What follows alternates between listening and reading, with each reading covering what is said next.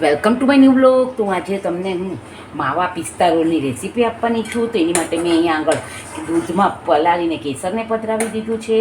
અને આ મેં બદામ પિસ્તાની કતરણ લીધી છે. હજી હું સિલ્વર વરખ લઈશ અને હું આ ઇલચી પણનું પાવડર પણ પધરાવીશ. અને હવે હું આમાં મિશ્રી પધરાવી દઉં છું.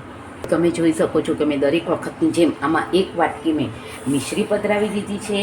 અને હવે હું આને થવા દઈશ. અને આપણું દૂધ મેં આને 15થી 20 મિનિટ પહેલાં જ ગરમ કરવા મૂકી દીધેલું, એટલે આપણું દૂધ રબડી જેવું થવાની તૈયારી થઈ ગઈ છે. અને પછી તો તમે જોઈ શકો છો કે મેં આ પિસ્તાનો પાવડર કરી લીધો છે. એમાં મેં 4 થી 5 બદામ પધરાવી છે. અને પછી હવે હું આને એકદમ જ દૂધને થવા દઈશ. અને ગોટી પડતું થશે પછી એમાં આ પાવડર પધરાવીશ અને આ વરખથી એનું ગાર્નિશિંગ કરીશ. તો તમે જોઈ શકો છો કે આપણે ઘણું બધું દૂધ ઉકળી ગયું છે. હજી આપણે આને ઉકળવા દઈશું અને પછી પિસ્તાનો આ પાવડર જે આપણે કરી રાખ્યો છે એ પધરાવીશું.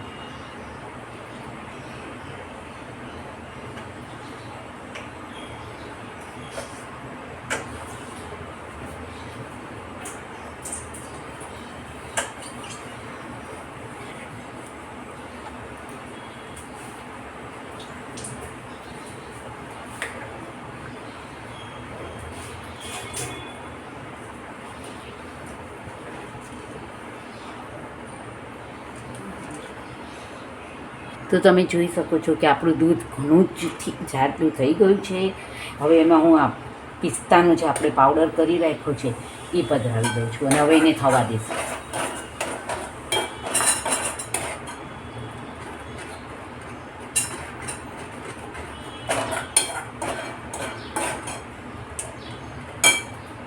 તો તમે જોઈ શકો છો કે આપણું ઘણું બધું ઘટ્ટ થઈ ગયું છે. હજી હું આને ગોટી પડતું થવા દઈશ. અને પછી આ પ્લાસ્ટિકને મેં ઘીથી ગ્રીસ કરી રાખ્યું છે. એની ઉપર સ્પ્રેડ કરી અને ઠરશે એટલે હું તમને એના રોલ વાળીને દેખાડીશ. તો તમે જોઈ શકો છો કે મેં 1 ટીસ્પૂન જેટલું આમાં મેં ઘી પધરાવી દીધું છે, જેથી આપણી સામગ્રી બહુ જ સ્મૂથ અને સરસ થશે.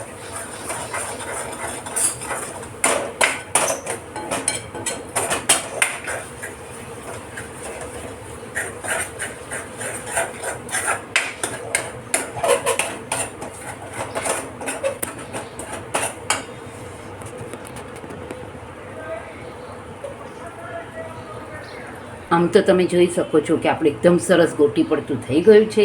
હજુ આને થોડું થવા દઈશ, જેથી કરીને આપણા રોલ સરસ વળે અને આપણને ઢીલું આમ મિશ્રણ ન લાગે. 5 મિનિટ થવા દઈશ, પછી એને સ્પ્રેડ કરીને તમને રોલ વાળી. તો તમે જોઈ શકો છો કે આપણું આ એકદમ સરસ તૈયાર થઈ ગયું છે. હું આને હવે જરાક વાર માટે ઠરવા દઈશ. તમે જોઈ શકો છો કે આપણું એકદમ સરસ ઠરી ગયું છે, એટલે હવે આના હું રોલ વાળી લઈશ.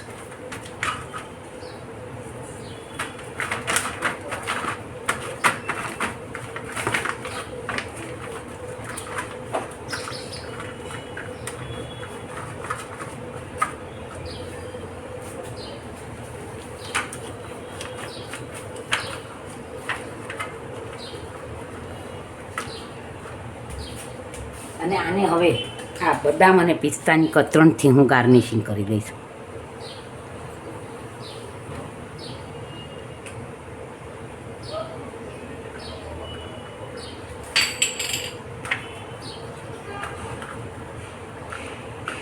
અને આની પર આ વરખ પણ પધરાવી દઈશ.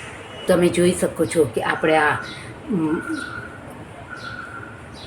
પિસ્તા માવા રોલ બહુ જ સરસ વ્યવસ્થિત રીતે તૈયાર છે. તમે આને ઘરે જરૂરથી ટ્રાય કરજો. એટલે મારી નવી સામગ્રી જોવા માટે મારી ચેનલને લાઇક કરજો, શેર કરજો, સબસ્ક્રાઈબ કરજો. See you tomorrow from Vaishnav food blog by Dipti Chitalia સંઘ.